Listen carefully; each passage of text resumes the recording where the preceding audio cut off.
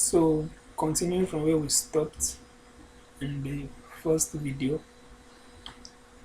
but first of all, um, please just take note that the videos will be short. We have to split them into bits because I'm using an unregistered version of Bandicam, so I won't be able to record for more than 10 minutes at a stretch. So I'll try to split them into like maybe anything less than 10 minutes. Okay, so now I've written the code for this. Okay, so I'm starting with the mobile view. I've written the code for the mobile view.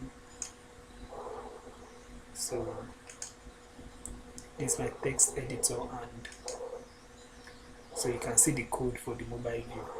So this is not a full page, it's just a section. It's just a section, the footer section. So you can see it. This is what the full page looks like, but I'm just working on the footer section. So you can see it. Okay, now take a look, see what it looks like on a large screen device. It doesn't really look presentable.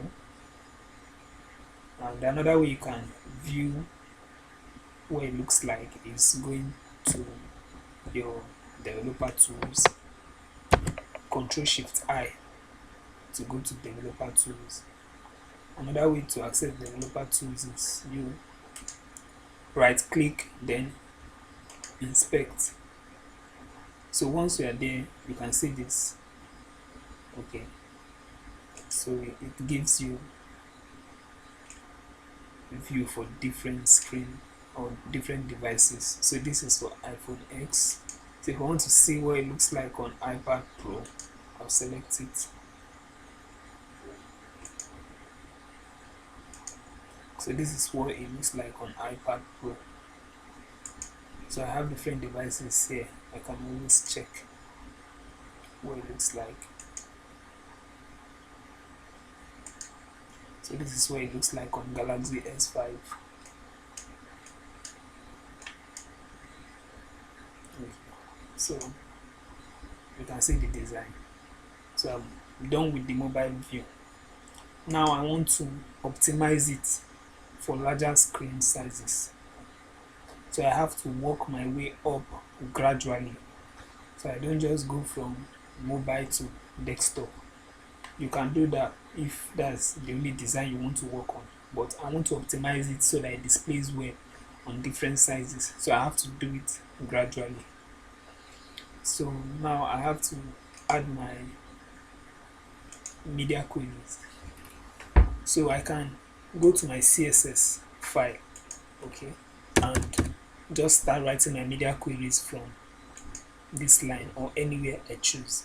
This is the CSS file linked with it. So I can also create a separate style sheet for the responsiveness of the web page. So whichever way, depending on the size of the project, you can decide which one works best for you. So for this case, let me just create a separate style sheet for it. So let me create a new file. Okay, and save it. So I'm saving it inside my CSS folder. So let me name it responsive.css.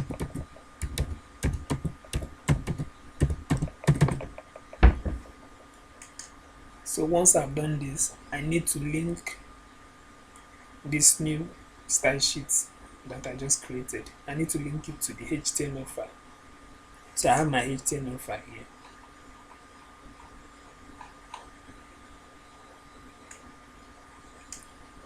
Okay, so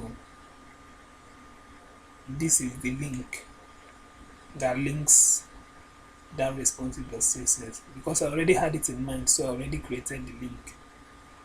for it. So it is already linked. Okay.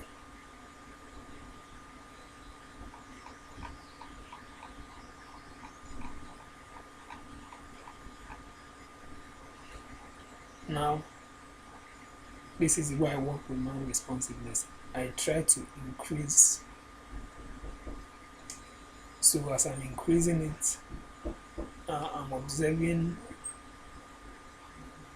some spaces by the right. Okay, it doesn't really look bad at the moment, but you can see as I begin to increase, you can see this is becoming too long. One concept of design is that you should try to limit the number of words you have per line when you're writing your code. So I'm taking note of this. I have to work on this. So one thing I can do is there are no hard rules to it. It's just based on your knowledge. Okay, you apply it. Now, what can I do? I can increase the padding around this section, or I can increase the font size just to make sure that we don't have too much words per line. Then I'm still going down, so you can just see all these too much spaces around this section. Okay, now this top part is still looking okay. If you look at the main that is the desktop view, so this top part is still looking okay. I don't really need to do anything from now on it, but I can work on this. So this looks good up to, let's say, I try to leave it at 10 to 12, 1, 2, 3, 4, 5, 6, 7, 8, 9, 10, 11. So it doesn't look bad. So at this point, I would like to know, okay, what is the size of my screen? So I say Ctrl+Shift+I. So how do I know the size of the width of my screen? Just look at this portion. As I'm resizing, you will notice right now this is 600. I'm trying to target 600 to see what it will look like. Okay, so this is 568, and it looks good up to this point. So I can say right now this is 626, 627. Just watch this section, this side. So that is how I get the width of my screen. So I can now say, okay, it looks good up to this point. So I can create a breakpoint at 630 pixels. So how do I create a breakpoint? So let me show you how to create a breakpoint in the next video. We'll pick it up from here.